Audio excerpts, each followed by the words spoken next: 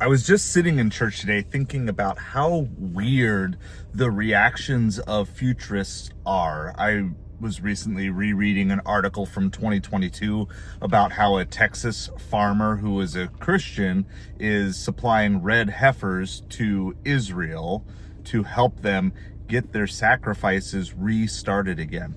And this really doesn't make any sense whatsoever why any Christian would be excited to see sacrificial system restarted again.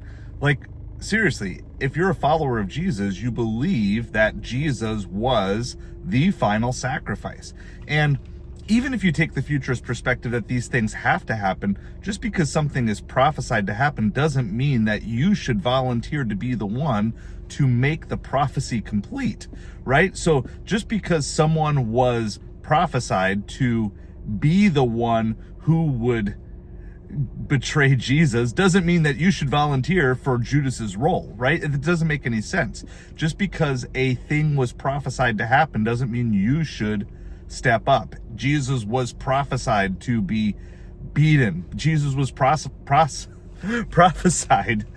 to be crucified. Doesn't mean you should sign up and say, yeah, I want to be the one who does that. With prophecies, it just seems really strange to me why Christians are the ones that are cheering on prophecies happening, which beyond that goes to the viewpoint as to why I don't really buy much of this futurist doctrine, because it's going to force Christians into making decisions and supporting policies that go beyond what a Christian should be supporting. The goal of every Christian should not be to see sacrifices start again in Israel. The goal should be for Christians to share why the sacrificial system is no longer needed. And that was just kind of an occurrence that really came to my mind today. And it goes to the list of evidences why I do think that it is very possible we're living in the short season right now.